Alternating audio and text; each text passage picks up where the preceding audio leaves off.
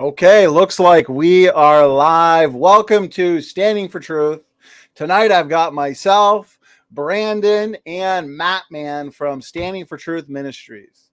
And we are educating the critics. Class is in session tonight, everybody. They've done it again.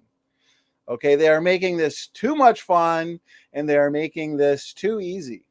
Who has the honor of getting a free education tonight? That would be Aron Ra. Congratulations, Aron, and Dodgeball, Dan Stern, Cardinale. So this is going to be a lot of fun, and we are going to have a main focus for the most part on Y-chromosome mutation rates and fulfilled predictions. Gents, Brandon, and Matt, you guys are on mute, but thank you for being here. And are you as excited as I am? Pumped, man. I can't wait. It's going to be a fun time. I can't wait to watch a little bit more of this video and see what you guys have to say about it. And we're no stranger to doing this. This is our move from hobby to profession. Well, we just kind of watched this video a day or two ago when it first came out, very briefly. And we've been crazy busy over the last couple days. I had a crazy day, not much sleep, but I just could not pass up this opportunity to educate these critics yet again. And Aron and Dan, this is a free education. So, feel privileged. And Matt, as you're saying, we've debunked these arguments so many times before that we thought, you know what? Let's do a day of kind of refutation of it, guys. So this is going to be fun, and I want to thank everybody for joining us. If you're not yet subscribed, you love this content, if you love interviews, debates, impromptu videos such as this, lectures, presentations, we do it all. Please make sure to hit that subscribe button and also share around this content, especially if you like the topic of creation, evolution, and creation versus evolution debates. We've been having a 2022 evolution debate challenge series. It's been a ton of fun. We've now had, I believe, over 20 of these in just 3 or 4 months, with many coming up. The next one's on, I believe, the 21st or the 22nd. It's the round 2 between Wade the Wizard and Dr. Dino. And we've also got some much anticipated ones for May. If you are subscribed, you would have seen that I just scheduled a bunch. We've got Ian Chen taking the Evolution Debate Challenge. We've got the sequel, Ken Rock, who made for a fantastic first debate with Dr. Dino last month. So that is the sequel. We've got another rematch. It's going to be James W. and Dr. Dino in May. And this one here in May as well, May 27th, Rune Norderhag and Dr. Ken Hovind, the Evolution Debate Challenge continues on Standing for Truth. And that'll be Evolution is on Trial. And I haven't yet set this, but this will be on the 18th. So just 4 or 5 days away. Do endogenous retroviruses provide evidence for evolution? Myself and Snake was right. So we are going to be debating that important topic. And last thing I want to mention, guys, last week we had a must-watch conference on flood boundaries, over 5 hours of just nonstop information on flood geology, on more specifically flood boundaries, sediment formation, sedimentation history and theory. And of course, we had Joe Hubbard and John Mackay, the creation guy. And we also did some pretty thorough and extensive audience Q&As during that conference, 2-day event. And so please check that out. We addressed a ton. So let's leave it at that and kind of just get right into it. Gentlemen, do you guys have any words of introduction? Anything you wanted to get out before we get this video started? Matt, love your background, brother. It's like you're in the Garden of Eden. Well, enjoy it while you can, because it's going to be dark out here soon. You won't see anything. And Brandon, you're looking suited for the show. Devolution. That's right. They can't get past genetic degeneration. They're still putting forth the same already debunked talking points. And loving the shirt, brother. They put forth a lot of talking points. You're right. We're going to see a couple more today, but I say we jump right into it. Let's do it. Let's do it. Looking at the chat, we got 50 people already. So good to see everybody. And let's get into it. What we'll do is we'll kind of let a couple minutes go by, and it skipped right to the part where it gets into the meat and potatoes. Dr. Dan is going to get into the Y chromosome, and specifically Dr. Nathaniel Jeanson's work on it. And so that's what we want to address tonight. We don't want to be redundant in a lot of the arguments he used earlier in this video with Aron Ra. Matt and myself, it is linked in the description box. Matt, we did it on your channel, and we addressed creation myths, who is Dr. Dan. He did a video recently focusing on us, our ministry, specifically a comment that I left, and we addressed that, and we refuted it. So please check that out. That is in the description box, guys. So for this video specifically, we are going to deal with the Y chromosome. Matt, you've always got the beast backgrounds. Agreed. Okay, guys, so here we go. And I'm getting a kick out of this template that you made, Brandon. So I'll be smiling this whole time. Weekend at Bernie's. Okay, guys. Here we go. Make sure the audio is working. I'm going to have to mute I've got a different mic right now. So I'm going to mute here. We'll let it go for a couple of minutes, and then we'll give our comments. Energy.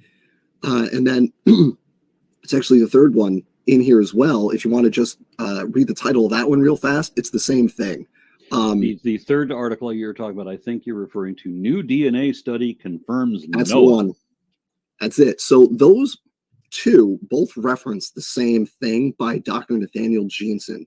And what he does is he takes the Y chromosome and he looks at what's called pedigree studies.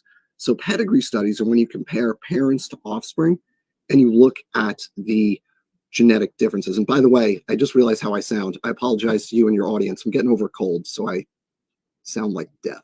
But yeah, we know you got COVID and you're going to die any minute. But that's okay. Right. So so what he does is he says, okay, dad and son, because again we're talking Y chromosomes. You're looking at dad and son. How many differences? And you do this across a lot of parent-offspring pairs, and you calculate a per generation mutation rate. And then what Nathaniel Jeanson does is he extrapolates that rate backwards infinitely. So he says, okay, you get X number of mutations per generation. You have, say, the number he comes up with is 3 mutations per generation. So he says, okay, if you've got 30 differences, then that's 10 generations, right? From an ancestral to a living thing. Those 30 differences are 10 generations. And what documentation does?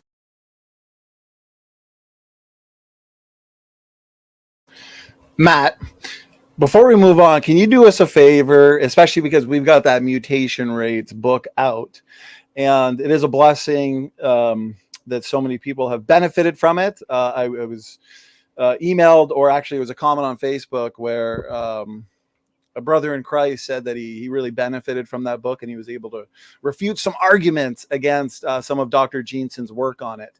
Can you briefly go over, the pedigree versus the phylogenetic rate that Dr. Dan is kind of going into currently? Yeah. If people type in on Wikipedia, it even states that there is a difference between the two methods. One of the methods is called the phylogenetic method, and it's based on the assumption that there had to have been a split sometime in the past. So the math that goes into creating a mutation rate is based on this assumption being true. Sorry, I guess my neighbors have a dog. Never even realized it. Who knew? Doesn't like the topic, I guess. Maybe he's an evolutionist. Who knew?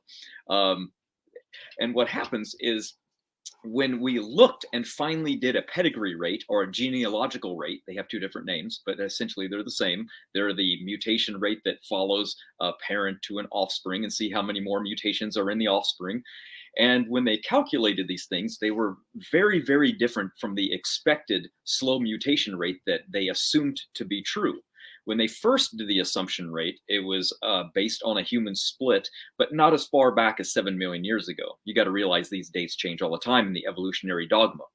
So originally they had a little bit earlier, or less of a time from a split. So they predicted that there was about 1,200 mutations, years between finding the first mutation that would arise in a genealogy. What we really found is that mutations are so fast, we actually find them after, well, in the Y chromosome, we find 3 every generation. And in the mitochondria, it's less than half or around half. So a couple generations have to pass before you can count 1. That was completely unexpected. So evolution went back to the drawing board and tried to say that the genealogical observable rate isn't true. Ours still is. But the reason that it's so fast is because selection hasn't removed these mutations yet. So we have to allow more time to happen before selection can remove them, and that'll slow it down. They say the exact same thing regarding substitution rates, because under neutral theory, substitution rates and mutation rates, are exactly the same thing. So I hope that makes sense. Basically, when we're looking at a substitution rate, we're looking at a population, and when we look at individuals, that's the mutation rate. So they said, okay, if neutral theory is true, they should be essentially the same, and it pretty much is. Sometimes it's a little faster based on population size. Sometimes it's a little slower if the population is growing. Obviously, with a gigantic population, reaching fixation is much harder, but the rate is still the same when we look inside of people. The mutation rate is far too fast, so they have been, since that time, trying to slow the rate down. And these are the types of studies that people like Dr. Dan really like, because they go to studies where they test a few people or they use assumptions of phylogeny being true. None of the observable rates that we see even remotely get even close to what evolution is saying. And I mean to 200,000 years, let alone 7.5 million years ago when there was a supposed split. So that's the real difference. What we see and what they assume to be true are completely different. Amen. Amen. And some of the most powerful evidence for young earth creation, and specifically the biblical model of ancestry, which would be separate ancestry or independent origins, is found in the Y chromosome and the mitochondrial DNA, with today us focusing on this unique piece of DNA called the Y chromosome. These are the uniparentally inherited DNA compartments, right? And as we've discussed many times before, Matt, the mitochondrial DNA, being uniparentally inherited as well, is very similar to what we find in the Y chromosome. Very fast mutation rates, very low variation, right? Pointing us back to most recent common ancestors just thousands of years ago rather than hundreds of thousands of years ago. And for the most part, these DNA compartments are non-recombining, right? If we are a male, we get the Y chromosome from our fathers. And essentially, the Y chromosome is passed down unbroken from father to son. And that's why it is important that we can look at these Y chromosome family trees for that reason. It's less messy than the biparentally inherited DNA compartments. Every single Y chromosome, male Y chromosome on the planet, we frequently point out it's nearly identical. Extremely low variation, which is why the evolutionary community, and we've discussed in great detail, has invented a post hoc ad hoc story, the out of Africa population bottleneck, in order to explain how the levels of heterozygosity could have been reduced, how genetic diversity levels could have been reduced. And another thing that I find amazing, and we've touched on in the past, gentlemen, is the fact that the chimpanzee Y chromosome, which is supposedly supposed to be our closest cousin, is radically different from the human Y chromosome. And as we know, we've issued a challenge numerous times for many, many months, years, really, I think, at this point, to these unsophisticated critics, I would say, because they haven't actually taken up the challenge. They've given rescue devices, sperm competition, maybe faster rates of gene conversion, but they haven't actually given us a testable model, a mathematical model to see how these changes could come about. So what do we have? We have a human Y chromosome, which is nearly identical, very low variation. But yet the chimpanzee Y chromosome, when you consider overall architecture, gene content, and size differences, you're only looking at a Y chromosome that's about 35% similar. I mean, that is incredibly different. And if you're looking at a split let's say between 6 and 10 million years ago, those are some massive changes. The evolutionists will call it rapid evolution. Those are some massive changes that need to happen. Now, I do want to touch on some of the basics of this before we continue with this video and kind of go into why Dr. Nathaniel Jeanson's predictions specifically are so important. And the three of us did a review a couple of weeks ago of his new book, Traced. And we went into why the findings and confirmed predictions in that book are so important. So I have linked that in the description box as well. So as Matt was pointing out, every single generation mistakes occur, right? Mutations occur essentially in the biparentally inherited DNA compartments, in the mitochondrial DNA and the Y chromosome. And in the Y chromosome, it's very fast, about 3 mutations per generation. Now with the Y chromosome, way faster than anybody has ever predicted. And so every time a mistake occurs, 3 per generation, essentially, a new branch in the family tree is generated. And this is where we can examine all the branches in the world and determine what we have determined, that they all go back to a single person. And remember, this single person is not a chimpanzee. It is a man. Okay. And this is a man who lived just thousands of years ago. And we know that this, being roughly 4,500 years ago, is Noah. Okay. Now, how Dr. Nathaniel Jensen would explain it, and I'm going to go into a nutshell because he explains this in great detail in his video series, as well as in his new book, Traced. Okay. The branches of a family tree reflect population sizes. And if we were to make a Y chromosome family tree of the globe, the number of branches at any particular point in that family tree should reflect the global population size, okay?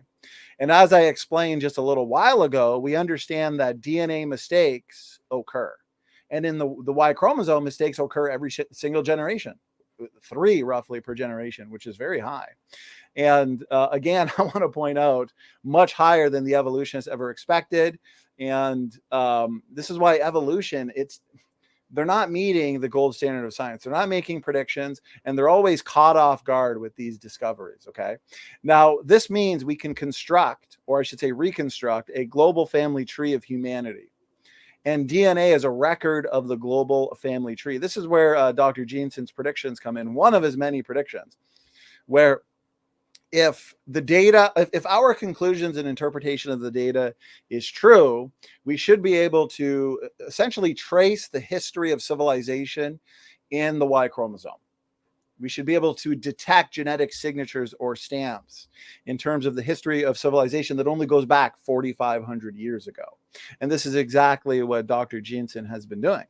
And so when we test if the world family tree is either a record of long periods of time, right, deep time evolution, or a shorter period of time, the young Earth creation model, then if our interpretation and understanding of the data is accurate, the last 4,500 years of human history, as I've pointed out, should be stamped all throughout the Y chromosome in the form of genetic signatures. This is so important because the critics dodge it, they ignore it, and they refuse to engage the data. And this is what this book, Traced, is all about. And I'm going to make a testable prediction right now. Dr. Dan Stern-Cardinale has a review of Traced coming up. And I am going to predict that he is not going to provide a more superior model. He might nitpick at a few things, but he will not present any testable predictions of his own. And this is why the global Y chromosome tree is the key to human history. And we are detecting all kinds of genetic signatures in relation to historical events in the Y chromosome, which confirms predictions made by Dr. Nathaniel Jeanson. This is an active research program. It's probably going to continue until the rapture. So I want you guys to pay close attention to the next portions of the video. You are not going to find any testable predictions coming from Aron or Dan. Gentlemen, before we continue, is there anything you wanted to add or elaborate on?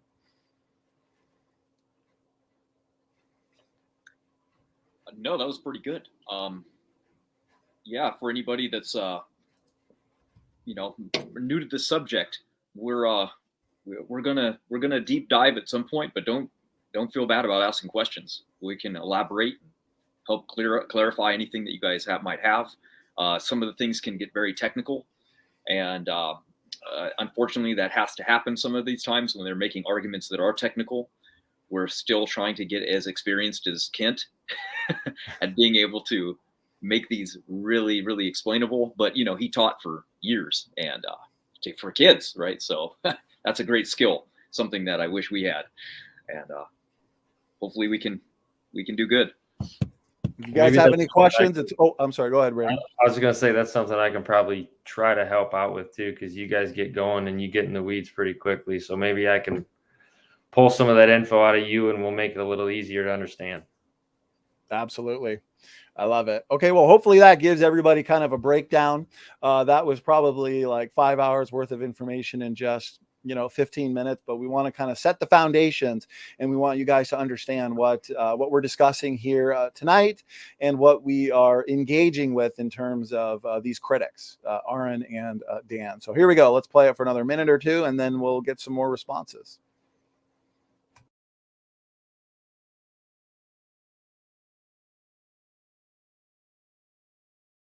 Does he provide for this? Because I mean, I was able to find that that humans have an average of 128 mutations per zygote, and so that's up with 3. So 3 specifically for the Y chromosome. So okay. That's only for the Y chromosome, not the rest of the genome. Yeah. I just wanted to add real quick. You can kind of see why Aron Ra shies away a little bit from debates with informed creationists, especially on the separate ancestry issue, because you can tell that he's really looking to Dr. Dan, which is okay, as the expert on this, but he's confusing even the basics. Right now, we do talk about genetic entropy frequently, 100 new mutations per person per generation. And we know the critics struggle to refute that. But specifically in these uniparentally DNA inherited compartments, like the Y chromosome, that's where we find the 3 per generation. In the mitochondrial DNA, it's about 1 every other generation. Okay, so there are important distinctions here that we do need to make. Have you noticed that as well, gentlemen? Oh, of course, Aron is way behind the times on pretty much anything. That's why he doesn't debate any of those topics, which is ironic to me because he'll make a video on dendrochronology and then you challenge him to a debate on it. He'll be like, I don't have anything to do with that subject. My specialty is phylogeny. Oh yeah, well, you just made a video as an instructional for people saying how it disproves us. So now you don't even have enough confidence to talk about the very subject that you made a video on. Okay, that makes sense. And might I add, Aron Ra is the one who put forth what? The phylogeny challenge.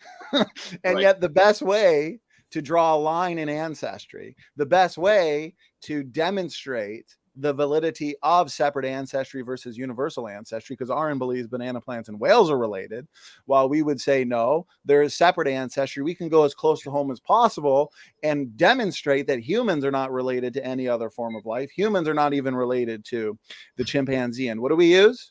We've used the genetic boundary study. We use taxonomically restricted genes, including endogenous retroviruses, DNA function. We can look to linkage blocks and, most importantly, molecular clocks, as per the Y chromosome and mitochondrial DNA. But admittedly, he doesn't know much about it. So why is he issuing this challenge if our very best evidence answering that challenge he doesn't really engage with or understand? I find that kind of flabbergasting. Go ahead, Brandon. Well, Matt, I think Matt had a video of Aron saying one time that he spends more time appearing to be learned than he actually does studying topics. So I think we'll stick with that. That pretty much hits the nail on the head from his own mouth too. Yep. Said it to Erika. Well, he admits all young earth creationists are liars, right? We lie for a living. So he goes into these debates anyways with the assumption that already we're wrong. Already there's lies and misinformation in these technical articles. It's very difficult to even engage or debate with somebody like that who's just so absolutely closed-minded.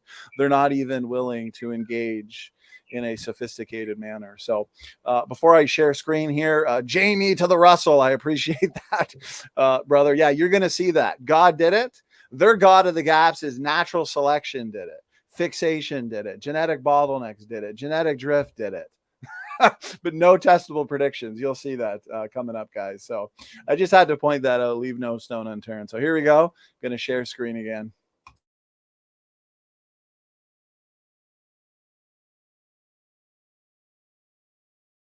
Yeah, it's about 100 to 120 mutations per person per generation, but that's genome wide. It's about 3 in the Y chromosome.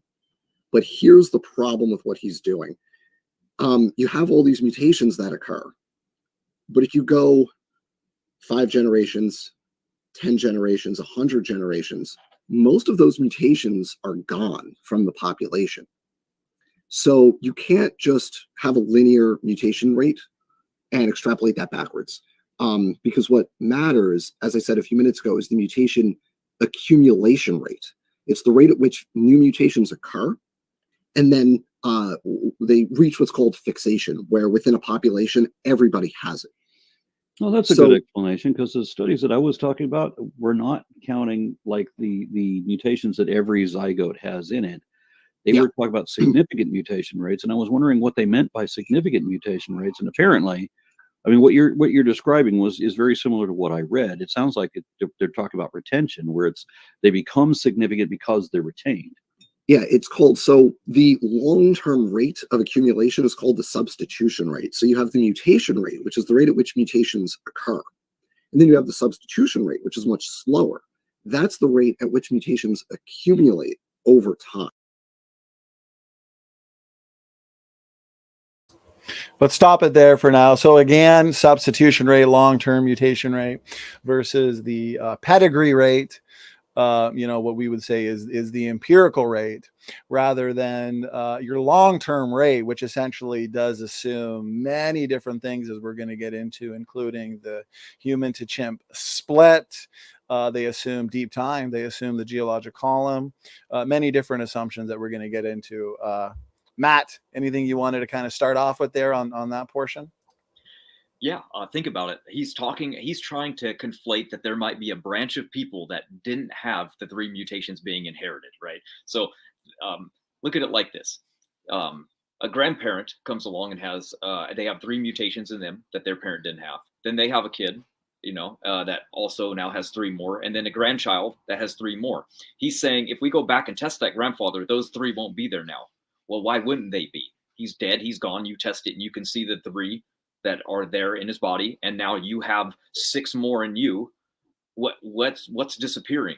Of course it's not disappearing. So he's trying to say that there could be branches where these 3 are occurring, and then there could be branches where there might not be. Okay, well, that's why pedigree mutation rates are done with different families. That's why you test the entire one, and it's so easy to count. So you can assume that purifying selection is working on different branches, but guess what? These are living people that were being tested today. That means we don't have to go into the deep past and to test a random theoretical family that might exist to gain a mutation rate. No, we're actually observing it now. So what do you mean selection is different in the past, or is removing mutations in the past? Why isn't it working now? You can't say that without saying that you're faith-based. And I highly doubt Dr. Dan wants to say he's faith-based. So why not use the observable rate and just say, well, that's what we see. That's what's predicted. That's what the FBI is using, right? When it comes to the mtDNA to convict people, right? If you have a child and that child goes out and commits a crime, do you want to get in trouble for it? Of course not. So how can they determine if it was you or that kid that killed it? Well, that's because of these mutation rates. Why? Because Parsons, who works for the FBI, determined that if mutation rates are fast like this, that next child will have extra mutations in them that the parent doesn't have. And that's how they determine who's guilty or not when they go and they find blood at a crime scene. So of course these are true, and of course they work, because if they didn't work, they'd be convicting the wrong people all the time. And the selection would be removing those mutations, and then they would be convicting the wrong person, which would be the parent. So come on, you can't just say selection just magically did it. Of course, come on. Well, and that's the thing, is they do have faith. Selection did it, right? Bottlenecks did it. Genetic drift did it. And of course, no testable model from the cells. Brandon, go ahead, brother. Not only that, but if you tried to apply their mutation rate that they come up with that has been calibrated with many other avenues, it's tough for them to even make accurate retrodictions based upon that model because of their assumptions that are built into that calibration. So in order for them to make accurate retrodictions, they can't even invoke like you guys said, an observable mutation rate that's even close to linear. What you'll see in some of these papers is that they invoke a changing mutation rate where it could have been way slower in the past and has been speeding up in the more modern times. So not only can it not really make accurate retrodictions, it's literally impossible for them to make any predictions. Well, and here's the thing too, before we continue, because there's a few things I want to say, but more so in response to a couple more things they are going to say. But I want to point this out. Dr. Dan Stern Cardinale, you know, he makes the same accusation against Dr. Robert Carter as well. It was a huge blessing. You know, he just absolutely destroys evolution. And notice this article. He, Dan Stern Cardinale, claims I misunderstand the substitution rate per year versus the mutation rate per generation. You know, this stuff has been responded to, but yet the critics are still repeating it. And I just like pointing out what Rob Carter says. He says here, I am perfectly well aware that the long-term substitution rate is not the same as the genealogical mutation rate. However, over long periods of time in a population in mutation to drift equilibrium, the two are nearly equal. There is also not, as he claims, a conflict between the thought that A, most mutations are lost to drift, right? He mentioned that most of these mutations that come out are eventually lost, and B, the mutation rate is approximately the same as the fixation rate. Why? Because even if most mutations are lost, notice this, in a large population, many are not. This is basic population genetics. They know of what they know not of what they speak. So a lot of the times you'll see their experts like Dan putting forth an argument where when it's analyzed or examined, it's actually demonstrating that they don't know what they are talking about. Okay. And then he gets into some of the genealogical rates. But the most important point taken from that, as we've already discussed, is the rates are incredibly fast. And Jamie in the chat made a good point. If the empirical rate did fit the evolutionary timescale, they jump all over it. But remember, they don't question the bigger picture. They may question some details. Oh, wow, the mutation rate is much faster than we ever could have imagined. But remember, we have to assume X, Y, Z, and therefore the long-term mutation rate is either a lot slower or selection did it, right? Purifying selection has removed most of the diversity, or the out of Africa population bottleneck, because humans should have had high levels of genetic diversity if we've been evolving for millions of years, from the Australopithecines to habilis to erectus for millions of years, and then eventually to Homo sapiens. We should have high levels of genetic diversity, and yet we've got low variation in all DNA compartments. Well, why is that? Okay, it may contradict the evolutionary model, and therefore they need to invoke an ad hoc explanation. But for the biblical creationists, this is exactly what we expected. God created two people, Adam and Eve, just a few thousand years ago, and guess what? That would automatically restrict genetic diversity, and so we would predict low levels of genetic diversity. That's exactly what we find.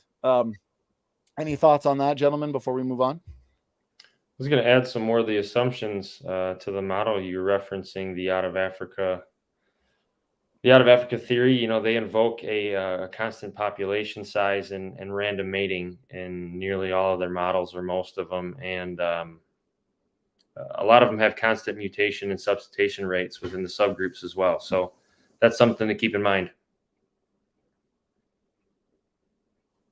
Great points. Matt, anything you wanted to add, brother? No, man, all good.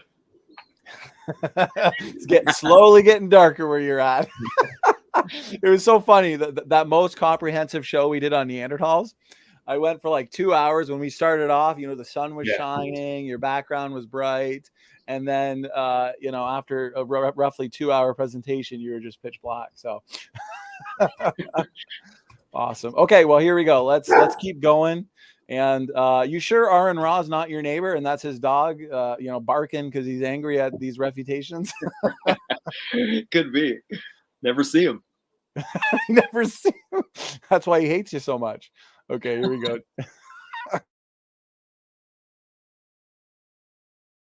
The rate at which they get stuck in the genome. Now, when you're doing what's called coalescence analysis, when you're working backwards in time to calculate what's called the time to most recent common ancestor. So you take any two people on Earth, you look at their Y chromosomes, say, okay, how different are they? Let's work backwards. How far in the past do they share a common genetic ancestor? You need to use the substitution rate for that, not the mutation rate, because most mutations that occur in a generation are lost from the population.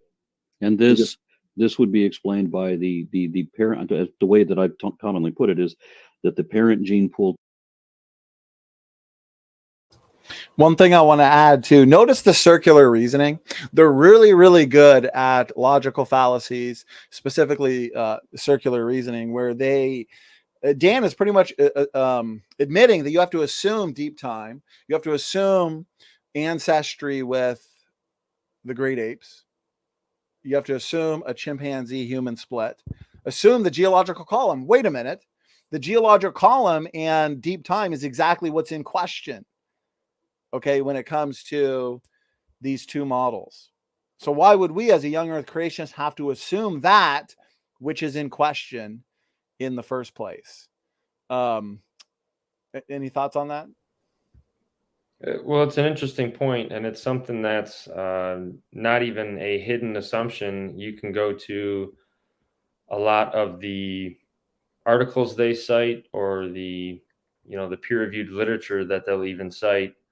One specifically that they've been using quite a bit. They admit that their calibration point was the Homo pan divergence, which they put between 6.5 and 7 million years ago.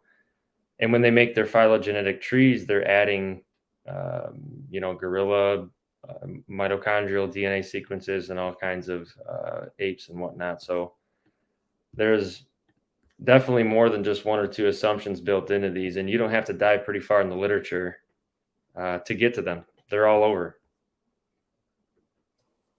Great point. And one thing I'll say too, Matt, before I hand it to you, LPP, I appreciate the super chat and the support. He is the after show man. So all these epic debates we put on, if you want to subscribe to LPP, please do, because he puts on all of these heroic after shows that are always a ton of fun. The debate continues over on John's channel.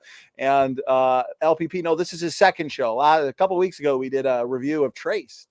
And that's in the description box for people to check out. And our review, plus the challenges and arguments we put forth there, the critics have essentially been silent to them. Go ahead, Matt. Nothing. I was just going to mention that the very thing that he mentioned with looking to go back to a single common ancestor without the assumption of coalescence being set in based on evolution. Evelyn Hayer actually did that in 2001, and she ran it based on the a control region of mitochondria.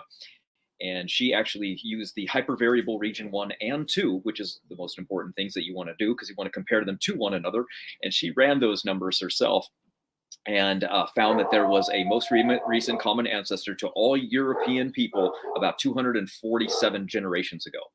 And that was using just the observable substitution rate of the people in this study that were all Europeans by any chance. So I don't see how that even remotely gets close to the evolutionary timeline, because it doesn't.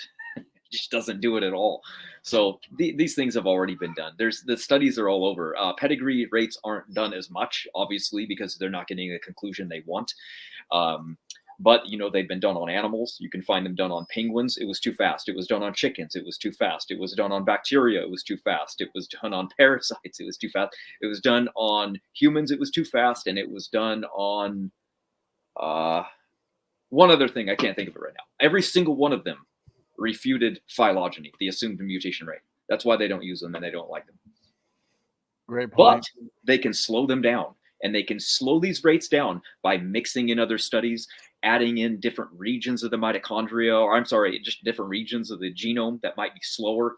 They can look at studies where there's been inbreeding, where selection removes these horrible mutations that do arise. So then they say, oh, look, I don't see any mutations arising, so there must be none. And then they slow the rate down by adding that to the pool.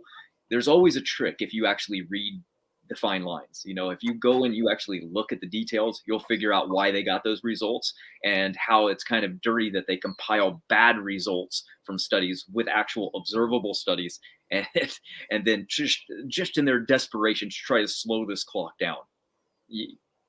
It's just sad. That's so anti-science. It's unbelievable. Somebody said to me just recently, like, they got this from somebody else. I've heard it online, that if you just removed everything that we know about evolution today, and then we took the evidence again, it would pop right back as it is right now. It's like, no, it wouldn't, because people are using this assumption to base everything that they're looking for to be true, and then they're working backwards. They wouldn't come to this conclusion at all. You know, that's such a great point, Matt. And it makes me think, wow, it really is a great time to be a young earth creationist, because if these are their two top dogs, right, the best that they have, and yet their arguments are just so easily countered, so easily refuted, their arguments are underwhelming. Okay. Aron and Dan, your arguments are not going to convince any informed creationist. That's for sure. Okay. They're very unsophisticated. I don't see any alternative or more superior model than the model we are presenting. And quite frankly, it's just sad. It's also kind of laughable. And I'm just kind of really hoping that they step up their game, so we have some new arguments to deal with. Coalescence theory, you know, the assumptions, and Brandon was touching on those earlier. Random mating. I mean, throughout history, a lot of people groups existed in tribes, lived in tribes, married within tribes, you know. And here's a slide and a citation I wanted to go over quickly from Dr. Rob Carter. And this is in relation to the coalescence theory Dan was talking about. And Dr. Carter points out, I must point out that, in contrary to your assertion, mitochondrial leave is absolutely not necessary. So a lot of these critics, a lot of these proponents of ape to man evolution, they'll say, well, you know, a Y chromosome Adam, who we know according to the biblical models actually Noah, and a mitochondrial Eve was expected. Okay. And no, it actually was not expected, nor was it predicted. Again, this is all the retrofitting of the data into their evolutionary story. Okay, mitochondrial leave is absolutely not necessary according to evolutionary theory. There is every possibility that we would have found multiple diverse mitochondrial lineages within modern people. Remember, the mitochondrial DNA of humans and chimpanzees are nothing alike. The Y chromosome, radically different. I mean, isn't that interesting? And they can't deal with it. Again, they have to retrofit the data, and their answers are essentially pseudoscientific since they don't result in testable predictions within modern people, and that some or all of these would be shared with chimpanzees. This was not found, and so coalescence, which Dan is talking about here, was brought in to explain the differences, right? Bringing in reinforcements. We got to save the ape to man evolutionary story. This was not found, and so coalescence was brought in to explain the differences. It all depends on historical demographics. True, if you have a small enough population for a long enough time, all mitochondrial lines are expected to converge as the lineages are lost due to drift. But we do not know the genetic history of the two species in question. We can only model, and the creation model, notice this, guys, happens to fit the evidence without any tweaking. Why are we going to tweak our model when the model is perfectly consistent with the empirical data? They are the ones that love and run to the assumption-based method, because the data, the empirical data, is not consistent with their story. Okay. Coalescence was a post hoc, just like the out of Africa population bottleneck, post hoc evolutionary explanation brought in after the relevant data were accumulated. You don't hear Dan talk about this. Again, from earlier, the human Y chromosome exhibits surprisingly low levels of genetic diversity. Perhaps the most widely cited statistic about human genetic diversity is that, and you'll notice, humans are really only 0.1% different. Very low genetic diversity in humans. Everybody's pretty well 99.99% similar. And again, okay, this only strengthens this model. This strengthens Dr. Jeanson's model here, because the Y chromosome accurately predicts the history of civilization that goes only 4,500 years. low variation, fast mutation rate. And when we consider the chimpanzee and their Y chromosome, what are we looking at? Notice the famous paper, chimpanzee and human Y chromosomes are remarkably divergent in structure and gene content, only about 35% the same. When you consider overall size differences, okay, there's massive differences in the size alone, and architecture and gene content. Dr. Rob Carter was saying when they got a better sequencing of the Neanderthal Y chromosome, the Neanderthal Y chromosome, the architecture of it is pretty well the same as humans. Isn't that interesting? But the chimpanzee, so vastly different. Well, then I challenge you, Dan and Aron Ra, okay, don't just resort to your rescue devices. I want a model. I want testable predictions. I want some math. Okay. Sperm competition, faster rates of gene conversion, faster mutation rate in one of the lineages. I don't care what you want to come up with. What story, what rescue device. Show me a model. Okay. I want you, as this slide here says, I want you to apply mathematical models to try to demonstrate how a sequence can change extremely rapidly. Send it to me via email. Our entire team will have a look at it. and then we'll show you why again. It's storytelling and imagination, including wholesale rearrangement of significant parts and the evolution of entire gene families in a relatively short amount of time, yet stay homogeneous within a species. This is going to be very difficult for them. And you know what? It has been very difficult for them, because 3 years of nonstop debates with these guys, and yet the best we've gotten was what? Sperm competition. The same rescue devices and hypotheses that are presented for the most part in the original paper that talks about how different the chimpanzee and human Y chromosome. They even admit essentially these aren't tested. It's like maybe this, maybe that. It's evolutionary story time, evolutionary imagination. So that just strengthens this model, strengthens it a great deal. Any thoughts, gentlemen, before we move on? I have one, of course. Yeah, go ahead, brother. Whatever you got. Okay, everybody, I want you to think about really critically. Even if you're a critic, let's just use basic logic, okay? No science involved.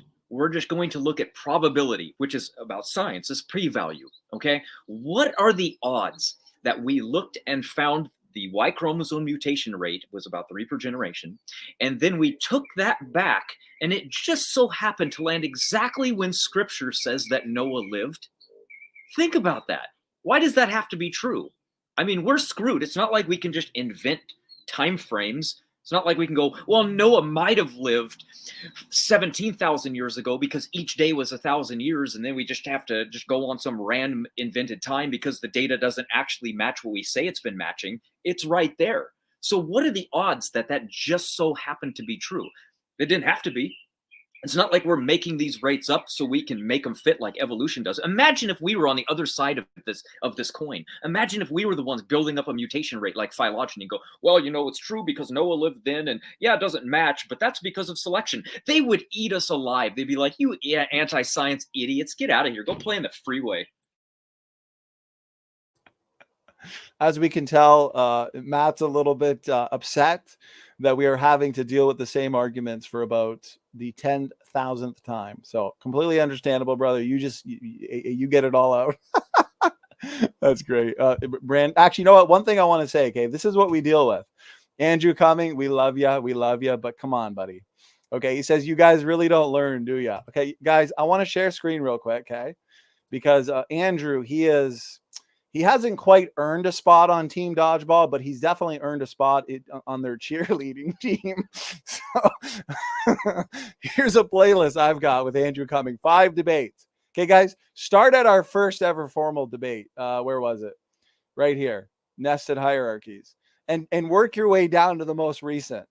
Okay, every single debate I've asked them these same challenges. I'm not trying to trick the evolutionist. A lot of them know what my arguments and challenges are to them, but yet they never have an answer. I've asked him in nearly every single one of our formal debates, which he really won't do anymore, and I understand why.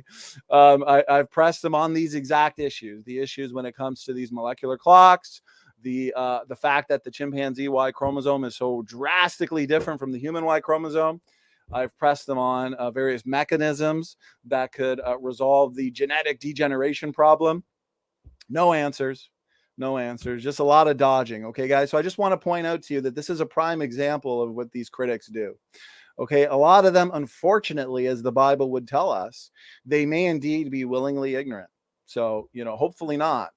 But, after so many times of the evidence being presented and the evidence pretty well not being countered, or the arguments not being countered, eventually, they got to tap out. Anyways, any final words from you guys before we move on to the next portion? We can add on to what Matt said, because Matt made a very interesting point. This didn't have to be true. The predictions from the young earth creationists didn't have to be true. And as a matter of fact, if they were as wrong as the evolutionists want to wish that they were, they would have appeared so right off the bat. None of the pedigree rates would even work. There's no way they would line up the way they do. Not only that, Jeanson's book Traced, as most people have understood by now, if they haven't watched his 25-part series, if you haven't watched any of his new lectures, presenting his book, if you haven't watched anybody's review of the book so far, you might not know this, but he's taken these genetic studies and traced the crescents of humanity globally all the way back to our most recent bottleneck, which would have been the Noah's flood. That didn't have to be true. We start off with 3 very distinct, different Y-chromosome haplogroups, and they don't intermix. That wouldn't have had to been true. We don't invoke neutral theory. We don't invoke non-changing population sizes. We don't invoke, fossil record. We don't invoke a deep time. We don't invoke all these different kinds of assumptions they have in their work. Not only that, Jeanson's already seeing echoes of the Table of Nations in the work. They're already seeing traces of the Tower of Babel in there. And he's overlapping some retrodictions with future predictions, not just on the genetic data, but on geography, on migration, on known history. He's overlapping that with linguistics. And this isn't his own work. I know a lot of people pin it all on him, and 99% of it is, but he's worked with historians. He's worked with linguists. He's covering his boundaries. He's crossing the T's. He's trying to dot the I's. And there may be some points where we could really pick at him and try to poke holes in the theory, but I'll just reiterate what he said over and over again. You can sit here and try to poke holes in this. That's fine. Poking holes isn't going to do you any good. It's time to replace it, because he has effectively replaced the evolution theory with a working hypothesis, a lifelong experiment now, where he's going to be going through the history of humanity in the past, and he's able to predict things in the future as well. And he's done so with some of the Y chromosomes that haven't even been tested yet. So he's calling you evolutionary scientists out on the table. Meet him in the lab. Go side by side, make the predictions with them. If you want to try and cause YouTube problems, that's fine. But put your money where your mouth is and go to Answers in Genesis Journal and submit your papers to them and let Jeanson read them and review them, and he'll respond to you. Credit where credit is due. Dr. Stefan Frello has done that. And it's a fantastic read, Dr. Frello and Dr. Jeanson. I've actually debated Dr. Frello like 3 years ago. And that was a ton of fun. But with the amount of time people like Dr. Dan spend repeating the same arguments, my recommendation, take a week off from repeating talking points that have already been debunked. And you'll have a lot of free time on your hands at that point. And go publish your repeated talking points in the AIG journal, and let's see, it go from there. Let's see you do that. I'd like to see it. And for a lot of the evolutionists here, that like the Andrew Cummings of the world, we have the perfect new SFT line for you. Okay, Evolutionist Tears, and we highly recommend the Evolutionist Tears coffee mug. So perfect way to start your day. A nice, fresh, hot cup of Evolutionist Tears, double. So there you go, guys. Creationist clothing. Get your evolutionist tears, because it's a great time to be a young earth creationist. It's a really bad time to be an evolutionist, unfortunately. So, okay, this is too much fun. Sometimes, guys, I think we have too much fun with these guys. You know, battling evolutionists is going to keep us young forever. We're bringing back biblical longevity, aren't we, gentlemen? We're after it. Go ahead, Matt. Yeah, man. It's like you said, it's just a really good time. You know, the model's there. It's strong. Nobody knows about it. It's ripe for the picking. You know what I mean? It's just a really good time. Amen. Amen. Always a good time. Okay, I think I just clicked the audio, but let me know. Okay, I'm going to go to the next part of the video because we got... I'm just holding myself back on a few of the things I want to say, but I want to make sure I don't get too ahead of myself. So here we go. And then just give me the A-OK when we start. I'm going to mute now. It does more to inhibit new expression than that in a smaller population, you get a chance to get more expression. It could be new mutations. Is that right? It could be either way. So you could have natural selection, where if you have a mutation that causes an issue, it doesn't have to kill you, it just has to make you a little bit less likely to reproduce. And then maybe somebody with that mutation doesn't have any sons. Okay, now not just that mutation is selected out, but any other mutations in that lineage have also been selected out that were unique to that lineage. You could also just have genetic drift, which is random changes. Like just by chance, maybe someone has 4 kids, but they happen to have 4 daughters. Now their Y chromosome lineage is extinct. No one's inheriting their Y chromosome.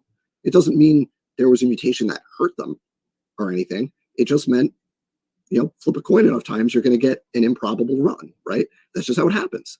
And so you have to consider these things when you're comparing your per generation rate, the pedigree mutation rate, to the long-term substitution rate. And we could actually like graph this out and check it against real life events. Like we know, for example, when...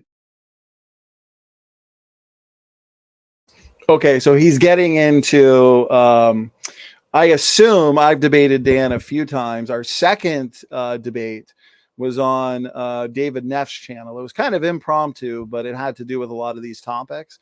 And he brought up a specific paper where he was putting forth the idea that this is a prediction. I predicted his so-called prediction was a retrodiction, and it really was. And we're going to have you gentlemen get into that in a second. So that's why I want to stop it there. But also, again, just give the fatal blow to this. And the fatal blow to the fact that Dan here just will not give up. And Matt, it kind of reminds me of the genetic boundary study and the amazing results that have kind of flowed from that study. We've put out a ton on that, and how he's been essentially corrected over and over again on that topic and on his erroneous arguments pertaining to it, right? And you know, he'll constantly say that creationists are misinterpreting it, misreading it, and reading out of it what's not really there. And we've pointed out many times to these critics, for one, the date of 200,000 years in the genetic boundary study. It's not based on observed mutation rates. It's all circular reasoning. This entire video so far from Aron and Dan, circular reasoning. The geologic column, deep time evolution, ape to man evolution. That's what's in question here, guys. Okay, we don't assume evolution to prove evolution. That's what they do. Dan loves circular reasoning. He's been on a circular path for a long, long time. He needs an intervention, and tonight is his intervention. And in the past, I mean, we've gotten into the fact that he does employ arguments that assume nuclear DNA is all the result of mutations over time, right? Rather than design diversity. But here we go, guys. As we can see here in this video, we've said it, we'll say it again. Apparently, natural selection is the god of the gaps for these guys now, okay? Natural selection is the god of the gaps. Selection fixes everything, according to the evolutionist. What testable predictions do these explanations or hypotheses make? And I predict, here's another young earth creationist testable prediction, in Dan's review of Traced, for one, he won't address arguments and challenges from our review of Trace that we put out a week or two ago. He won't do that, that's for sure. But he also won't provide a more superior model. We want to see, as Brandon put it, we want to see a book titled what? Replacing Traced. That's what we want. Okay, we don't want you nitpicking and doing what you're doing now. We're way past this whole pedigree versus substitution rate argument. We're past that. There is now a model with confirmed predictions. Okay, we're moving forward. These guys are still in the past. These guys are still at stage 1. We're at stage 10. Okay, and they're trying so hard to catch up. So the point is, if there's no testable predictions that flow from these hypotheses, then it's pseudoscience. Remember, guys, it was the evolutionary community that first set this standard. And now they can't even meet the standard that they themselves have met. They don't engage the data. They refuse to engage the data. And that's why we are here to point out the fact that there is a refusal from the evolutionary community to engage this data that really is just a fatal blow to their evolutionary story and model. If we, young Earth creationists, are so wrong and have made so many errors on these issues, right? And we've ignored genetic drift, and we've ignored purifying selection, and we've ignored plagues and war and conquest and bottlenecks and so on and so forth, which we haven't. But if supposedly there's so many errors, as Dan here is saying, why is the model working so amazingly? Answer that question. Why is the model working so amazingly? Prediction after prediction and confirmation after confirmation. No tweaking or rescue devices needed for us. The rescue devices, which is why we wrote an entire book called The Evolutionary Rescue Device, the Rescue Device Handbook. The rescue devices and the tweaking, that's for the evolutionists, because they've been doing it for a long time now, and they've become experts at deriving all sorts of rescue devices, and they are experts at tweaking the story. Because remember, don't question the bigger picture. Question some details, but not the bigger picture. They know that they are related to a strawberry. They know it. They're confident about it, but it's pseudoscientific because it doesn't make testable predictions. Here's a question we won't get an answer to. Why did discoveries on the mitochondrial DNA clock predict and then result in the discovery of the Y chromosome clock, which predicted and resulted in a match to what? World population growth curves. Guys, ladies, gentlemen, zero engagement from the critics, zero engagement from Aron and Dodgeball Dan on this issue. These critics are demonstrating that they are not interested in sophisticated discussion. Okay. Now, we had a match to world population growth curves, which then predicted in a match to region. And we touched on this a bit in our review, for example, Native American, North African, etc. Population growth curves, which then the fun continues, predicted and resulted in a match to known human history, migrations, things like this. Okay. And it doesn't end there, Aron and Danny boy. This prediction has resulted in a match to the known genealogy of Genesis. It's prediction after prediction. This is an active research program that's going to last forever. This is amazing. It didn't have to be true. Okay. These results in the match to the known genealogy of Genesis 10. The Genesis claims to be the history book of the universe. And so we can take that starting point, and it's what we have done, and we can make retrodictions and predictions, and they can either prove to be incorrect or prove to be correct and fruitful or unfruitful. It's showing to be fruitful. Okay. It's amazing the fact that we found this match to known genealogy of Genesis 10, as well as multiple independent, pay attention critics, multiple independent aspects of biblical anthropology for the men in Genesis 10. Amazing. And which continues, by the way, to make testable predictions. But we have Dan and Aron here that are still in the past. They're still using this whole pedigree versus substitution rate argument, and they are not dealing with the bigger picture. They're not dealing with the confirmed predictions, and they are not offering a more superior model. They're making this too easy and making this too much fun. We could do this all day. We're just getting started, guys. This is an active research program that will be ongoing until probably Christ's return, as I said earlier, okay?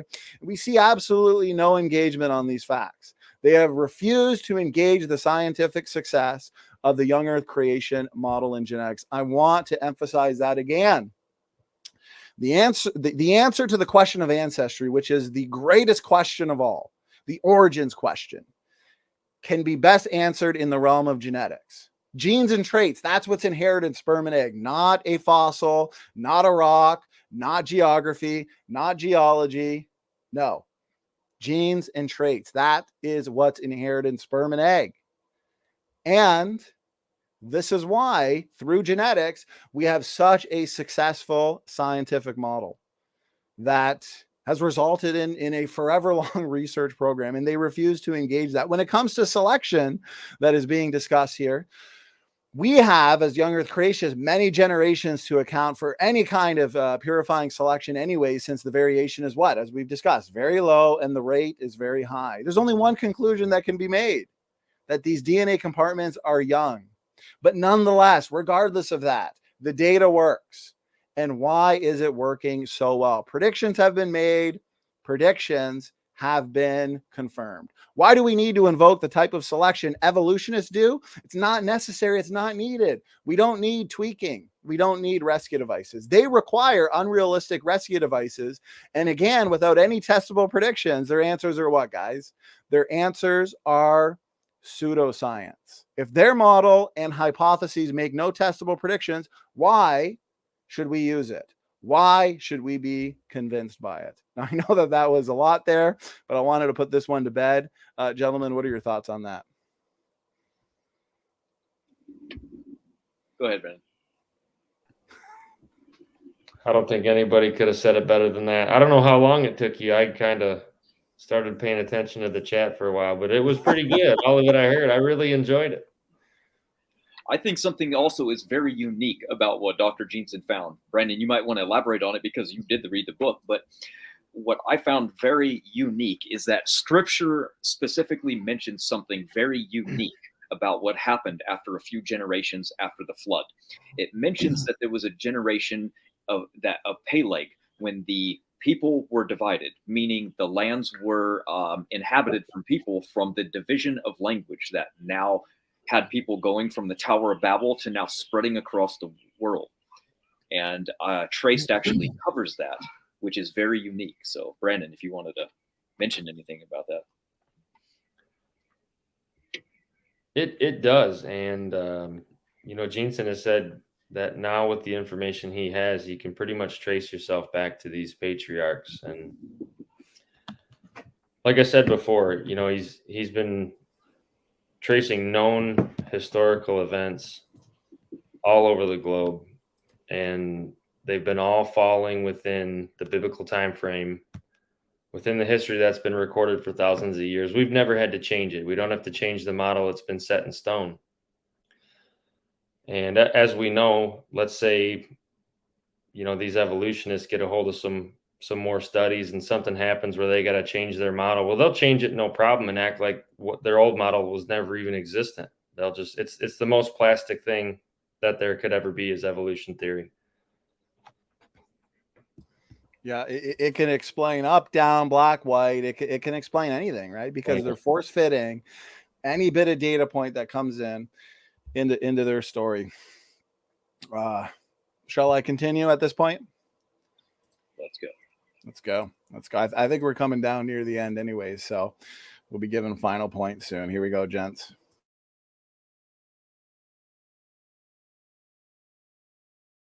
Like certain islands were colonized from mainlands within the last 2, 3, 4, 5,000 years.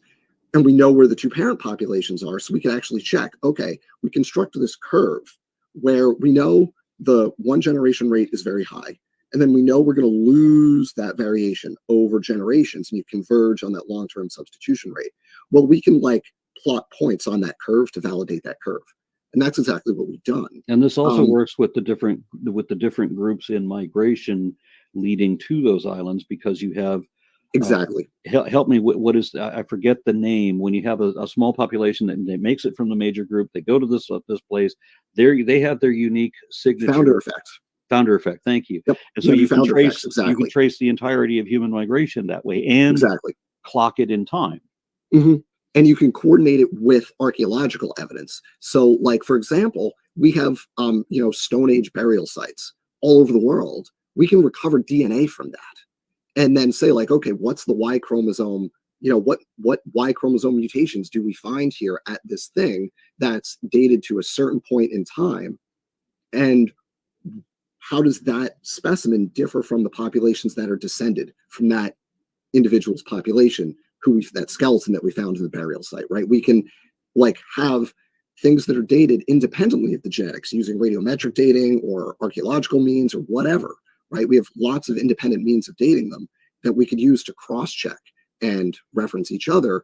And if we see a major conflict where we radiometrically date something to 10,000 years ago, but then the genetics tell us that it's way younger than that, and did they put the skeleton in there, in the tomb separately? What happened there? You're when there's problems, it jumps out, it just boom, big red flag. Something is wrong here. Okay, I'll stop it there. I know you guys got a lot on this portion, especially with his specific example. I believe he didn't specifically reference the paper on, I believe it's the Canary Islands. Correct me if I'm wrong. We did a program on it about a year ago. He also used that paper on me in our second debate. But first thing I'll mention is, again, a lot of indirect lines of measurement in terms of answering this question of ancestry. A lot of assumption when it comes to radiometric dating, archaeology, right? They want to go to these indirect lines of evidence rather than what, Matt? The direct way to answer this question of ancestry. They want to go to the methods or the fields that require the most amount of assumptions and that actually turn out to have the most amount of conflict and contradictions. But for sake of time, let me end it there, and I guess we'll start with you, Matt. Yeah, it's pretty clear that it's not referencing anything. It's not corroborating carbon dating, and then all of a sudden it goes, oh, look at that. It matches the mitochondrial mutation rate, which also goes to exactly when history says that building was built. No, it doesn't. What he's saying is that, or what he means he should say is that they're looking at the archaeological evidence of deep time with the assumption, and then they're taking the mitochondrial rate and calibrating it to that. Huge difference. Brandon, any thoughts, brother? Oh, Brandon, you're on mute. Or I'm not even sure if he's there, actually. Did you want to touch on the paper on the Canary Islands, where there is that one example specifically that Dan likes to point to as confirmation for his substitution rate versus pedigree method? I know you guys looked into that and found a number of assumptions that showed us that, no, what we're looking at here is a retrodiction, essentially. Gentlemen, go ahead. Yeah, Matt can definitely go into the details on that, but I did touch on it a little bit earlier. This paper invokes calibration points, and they don't do that on just one piece of data alone. They're using, like you guys have said, a divergence between us and chimps. They also incorporate a bunch of different mitochondrial DNA. So it's not just human, it's human and different kinds of chimps. They use fossil evidence, and we know how assumption-based the fossil quote-unquote record is in itself. They do use some Neanderthal sequences. They assume not only that we share a common ancestor with chimps, but they assume the date at which we split from those chimps as well. So like you said, it's rather circular, because the question we're trying to answer with these mitochondrial and Y chromosome clocks is, what is our ancestry? So if we assume our ancestry is a chimp, we've kind of already answered part of the question, if that's our belief.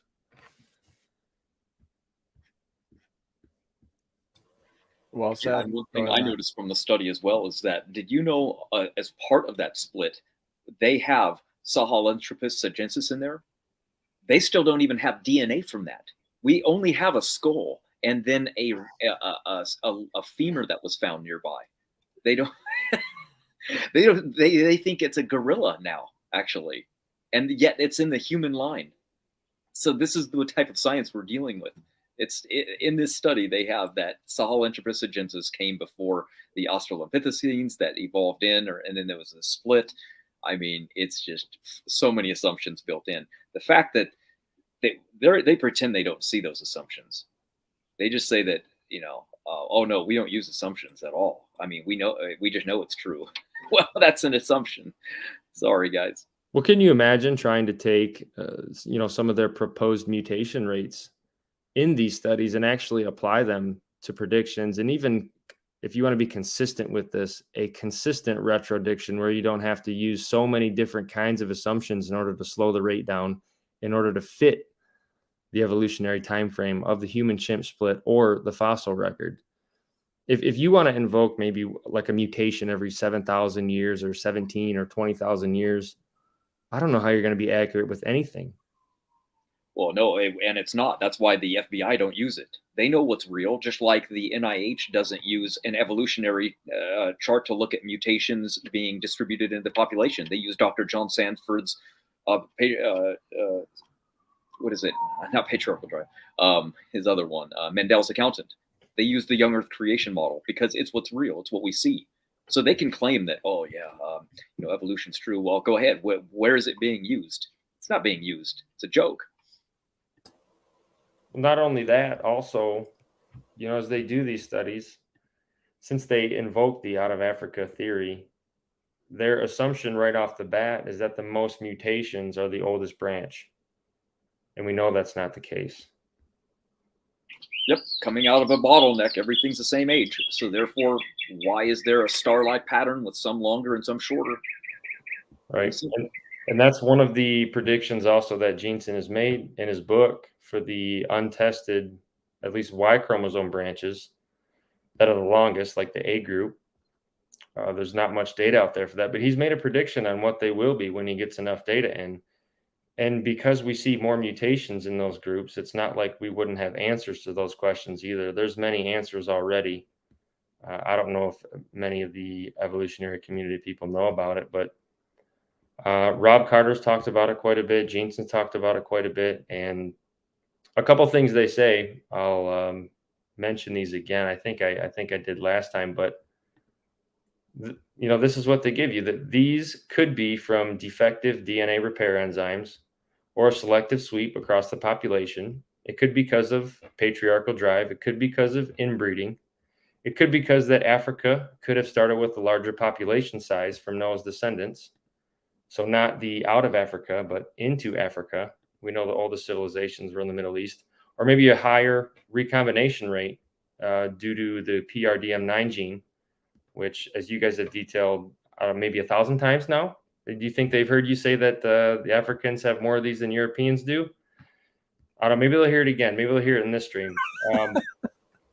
Post-Babel migration into Africa. So it could have been that far more people migrated westward into Africa, and there was a larger initial population there.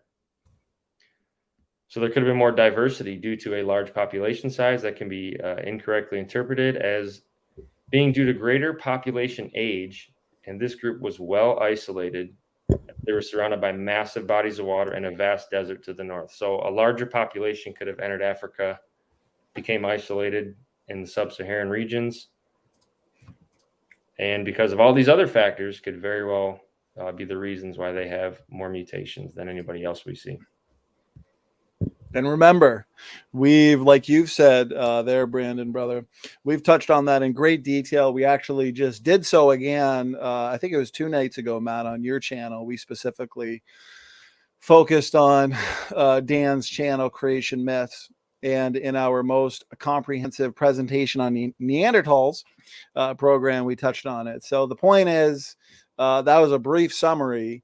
And the counter rebuttals from people like Dr. Dan to patriarchal drive, to Neanderthals and the possibility of mutations to DNA repair enzymes, as well as the fact that they were the most inbred people group on the planet. They were closer to the flood, all the number of reasons that we talk about, including Africa and the PRDM9 sites, the fact that there's more hotspots in Africans, meaning they can harbor more genetic diversity, more people. You get waves of migration into Africa. Let's say the first wave in Africa has more working PRDM9 sites, and mutations essentially erode genetic functionality and information. Mutations would be eroding these sites over time. So go back in time, you're going to have more of these sites, and therefore the ability to harbor more genetic diversity. So this is all kind of in a nutshell. We've done entire shows refuting their objections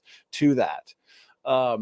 And there's really been no solid counter to that. So again, we've pointed out that Dan, these are all arguments from circularity, okay? And every paper that I've seen him put forth, specifically, the one that we're talking about here, if that's the one I would predict, yeah, that's the one he's talking about, where he references the Canary Islands, especially. It's a post. It's not a prediction. It's a retrodiction. Okay. We need to see, as I've put here, that Dr. Dan Stern Cardinale, he needs to give a future testable prediction where future observations can reveal whether or not that prediction is true or false. And here's what Dr. Nathaniel Jeanson said himself in replacing Darwin, or possibly one of his follow-up articles. He's done a ton of fantastic technical articles. One where he refuted claims by Herman Mays that I highly recommend. So again, the elimination of thousands of mitochondrial DNA mutations by natural selection might seem plausible, but to be scientific, this explanation would have to make testable predictions. For example, the mitochondrial DNA mutation rate is the most divergent in the most divergent African people groups. Has not yet been measured. Can the evolutionary explanation of natural selection predict what this rate will be? In other words, before the rate is actually measured, will evolutionists publish a guess as to what it will be? If not, is the evolutionary explanation scientific? No, it's not. And I also want to point out, guys, when you just look at a reflection of the tree, right? Here's a Y chromosome family tree. And you'll notice right off the bat that the pattern is exactly what we would expect. Explosive growth from a center point. This is the classic starburst pattern that we see in the mitochondrial DNA tree and the Y chromosome. Remember, we have a fast rate, roughly 3 per generation in the Y chromosome, 1 every other generation in the mitochondrial DNA, low variation. Okay, we're not seeing tens of thousands of generations here. We're not seeing thousands of mutations. We're not seeing, again, on the mitochondrial DNA tree, we're not seeing tens of thousands of generations. This is a few DNA differences, especially in light of the fast mutation rate, right? Matt, in the Y chromosome, do you know offhand roughly how many DNA differences max separate any two people? I'm talking about the max, not the average. What is it, between 400 and 500? Yeah, 440. 440. So do the math. 3 per generation in the Y. It doesn't take long to build up that amount of DNA differences. Okay. In the mitochondrial DNA, on average, it's like 21 to 24. Max is about 100 to 120, around there. And with a mutation rate, roughly 1 every other generation in the mitochondrial DNA, 3 every generation in the Y chromosome, doesn't take a lot of time to build up those DNA differences, which means you have plenty of time, plenty of generations to account for bottlenecks, drift, selection, war, conquest, famine, you name it. But the point is, okay, the data that we have, the conclusions and interpretations that we have, just really using the empirical method, taking it at face value, doing real science, has resulted in fulfilled testable predictions, a model that is working so amazingly. If there are so many errors here, then tell us, Aron and Dan, okay? Tell us, why is the young Earth creation model working so well? So well. Again, low variation here. We've got one thing I want to point out. Okay, you can see it in both trees. The HVR haplogroup here in Europe, for example, you can see it in both trees that you've got differing sized branches. Okay, just take this HVR haplogroup, for example, most common haplogroup in Europe, I believe. This means more people, okay, people in the same amount of time are picking up more mutations than other people, picking up more mutations in the same amount of time. Well, this breaks the evolutionary molecular clock. This breaks the assumption that Dan wants, where he takes human and chimpanzees, chimpanzees essentially our closest cousin, back to a common ancestor 6 to 10 million years ago. Well, guess what? This breaks the evolutionary molecular clock. You can now not look at the amount of DNA differences that essentially separate humans and chimpanzees and come up with a clock, a molecular clock that is a lot slower than what is observed. You can't do that. You can't do that. This is random mutations in populations over time. And Brandon, as you mentioned it earlier, brother, with patriarchal drive, you have men living hundreds of years old, passing on more mutations. Let's focus on the Y chromosome. That means a long branch may not actually represent lots of time, more time. It could be one generation. That's why we talk about the Neanderthals. The founder of Neanderthals might have been founded by a biblical patriarch in his old age. And so the founder of Neanderthals would have started off with a whole bunch of new mutations. On a phylogenetic tree, you'd have a long branch, which is essentially one generation, because you've started off with a whole bunch of mutations. So last thing I want to say here too, this has to do with the Y chromosome tree here. Dr. Ra, I highly recommend reading this paper that I've derived it from.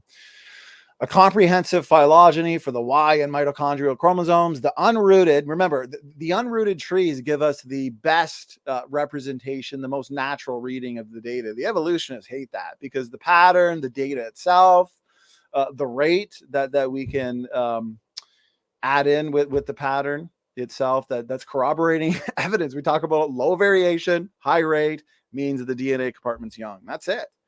The unrooted neighbor joining phylogenetic trees for the Y and mitochondrial chromosomes are shown. For example, there are several interesting things that can be seen in these images. First, there is always a clear central starburst pattern, right? As we mentioned.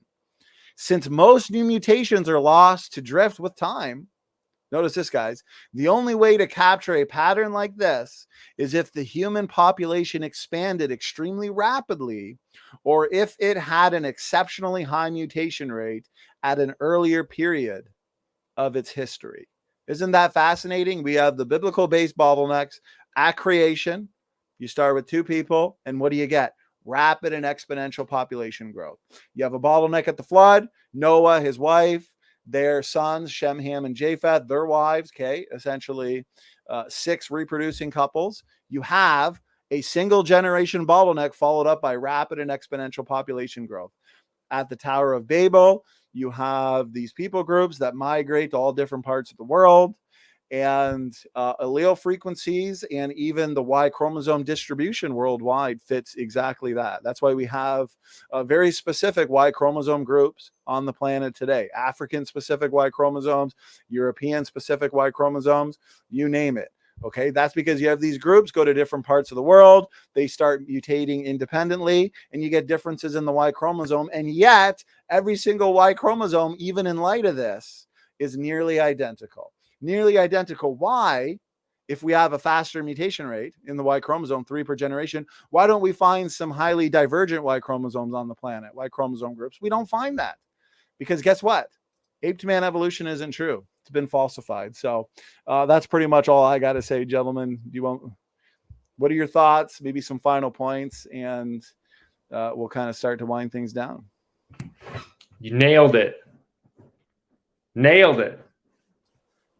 No, you nailed it, brother. You nailed it. Man, I feel bad for these guys. You know, we care about them. We're out here trying to present our side of the story, present biblical truth to them, and they're in constant rejection. It doesn't matter what you bring up or what you want to talk about.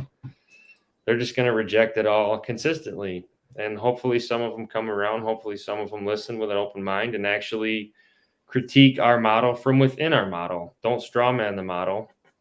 If you want to seriously invest time in it, and if you would like to try and disprove it, you need to get your feet inside and don't try to poke holes from the outside. That's just straw manning. So try to adapt the model, try to steel man it, and then try to falsify it. And it's not going to happen. Amen. Well said. And I really want to recommend to the audience, please check out the review we did on Traced. Brandon, he did some fantastic work, and that was a great presentation. So please, and you're still doing great work. Please check that out. And Brandon is the legend. He is the man behind these awesome templates.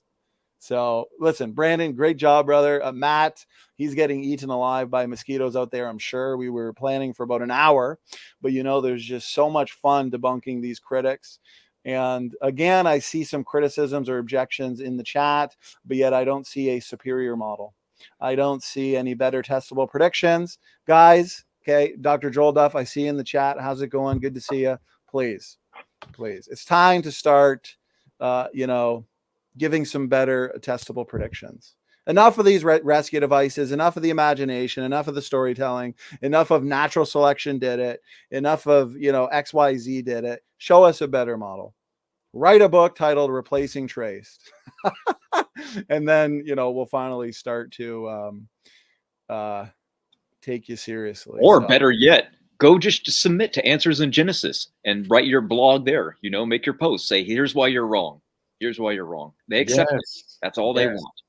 Go submit it so we can all read it and enjoy it. That'd be a lot of fun. I'd love to read that. And I just have one more thing. You know the study that they keep mentioning? Listen to the conclusion. They said that the accumulation of mutations in the human mitochondria has indeed been nonlinear, most likely as a result of purifying selection, and probably to a smaller extent, saturation of the mutations in the control region. So think about that. It's one assumption, selection, which they even said most likely is probably it. They don't know. And then the other one is not even true. How do we know? Diversity is still going up in the control region of mitochondria. It hasn't reached saturation at all. Unbelievable. And before we wrap it up, to leave no stone unturned, what are your thoughts on this, gentlemen? Dr. Joel Duff, good to see you. He says, Traced uses a molecular clock, but you guys always say molecular clock is wrong. Now, I like to point out that the molecular clock in the Y chromosome of the mitochondrial DNA is consistent in the sense that it's consistently fast. Consistently fast.